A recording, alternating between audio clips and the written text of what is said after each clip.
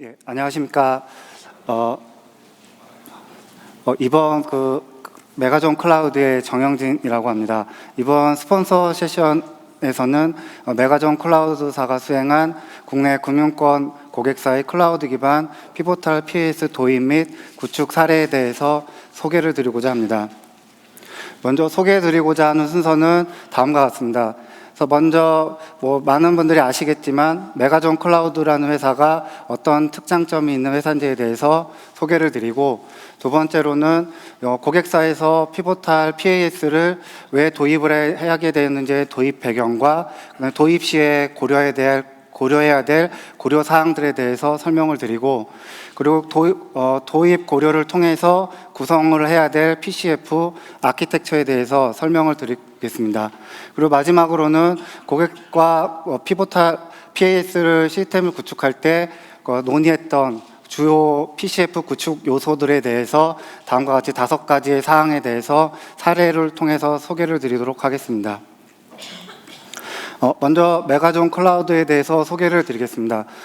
메가존 클라우드는 피보탈 어드밴스드 파트너사로서 지난 몇 년간 피보탈의 제품과 클라우드 기반의 피보탈 제품을 통한 구축과 기술 지원을 수행을 하였고요. 그리고 실제로 아시는 분도 아시겠지만 메가존 클라우드는 AWS 파트너사로서 AWS를 중심으로 한 퍼블릭 클라우드와 VM 기반의 프라이빗 클라우드 등을 통한 다중 클라우드 역량을 가지고 있는 전문 기업이기도 합니다.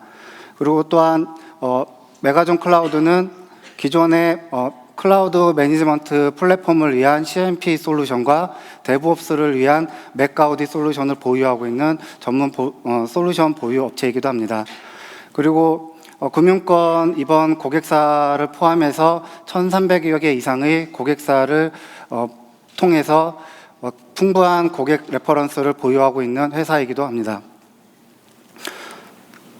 그래서 이번 고객사의 사례를 통해서 고객사가 피보탈 PaaS를 도입을 하게 된 배경에 대해서 잠깐 설명을 드리면, 여러분들이 많이 아시겠지만 요즘에 빠르게 변화하는 기술 트렌드와 시장 상황에 발맞춰서 신속한 애플리케이션 개발, 테스트, 적용을 통해서 패스트 페일이나 패스트 런을 이루기 위해서 고객 쪽에서의 니즈가 있었고, 그리고 이런 일련의 어떤 고객 니즈를 소화하기 위한 인프라적인 구축과 전문성, 그 다음에 인력들에 대한 투입, 그 다음에 시간, 비용들에 대한 리스크를 줄이기 위한 니즈가 고객 쪽에서 있어서 그런 부분에 맞춰서 도입을 검토를 하고 진행을 하게 되었습니다. 그래서 고객과 피보탈 PaaS 도입을 위해서 사전에 협의를 하고 고려를 했던 사항을 주로 논의했던 사항을 보시면 다음과 같습니다.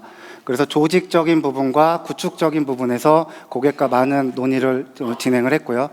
조직적인 부분에서는 이 피보탈 PaaS 플랫폼을 도입을 했을 때 누가 운영을 할 것이며 어떻게 관리를 하고 그다음에 어떻게 사용할 것에 대한 R&R적인 부분이 있었고, 그리고 이 피보탈 PaaS가 오픈소스 기반의 플랫폼이기 때문에 이 플랫폼을 나중에 고객사에서 원활하게 운영하고 관리하기 위한 전문적인 기술이 필요하고, 그러기 위해서는 플랫폼 운영을 위한 전담팀을 구성을 해야 된다는 그런 요소들을 고객과 논의를 하게 되었습니다.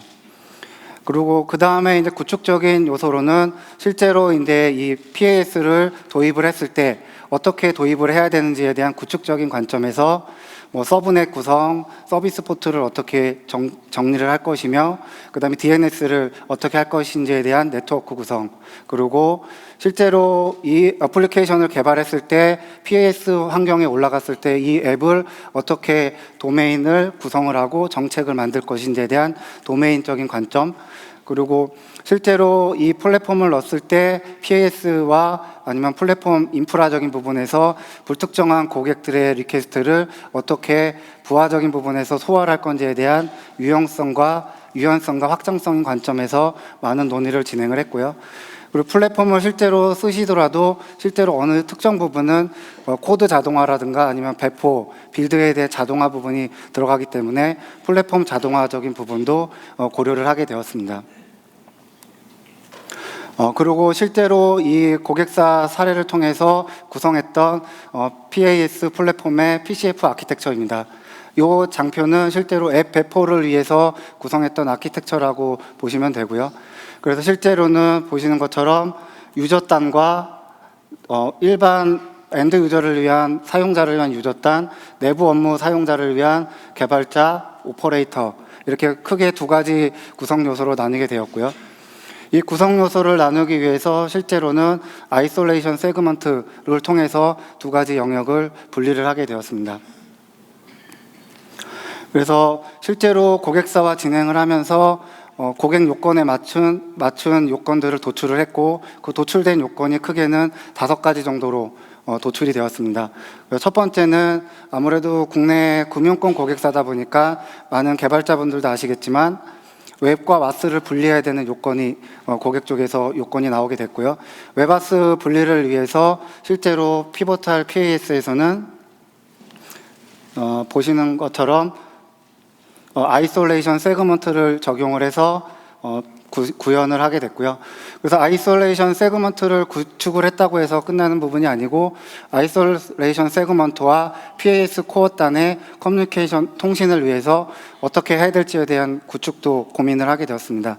그래서 보시는 이 장표는 실제로 일반적으로 PAS에서는 PAS 고 라우터를 통해서 리퀘스트가 들어오면 고 라우터를 통해서 아이솔레이션 세그먼트 쪽으로 트래픽을 전환을 시켜주는 과정도 일반적인 과정이 있지만, 실제로 이번 고객사 사례에서는 웹과 와스를 분리하는 아이솔레이션 세그먼트 구성에서 실제로는 프라이빗 도메인이라는 그 프로토콜을 통신을 이용해서 실제로 아이솔레이션 세그먼트의 고 라우터를 통해서 아이솔레이션 세그먼트 쪽으로 네트워크 트래픽을 전환할 수 있도록 구축을 하였습니다.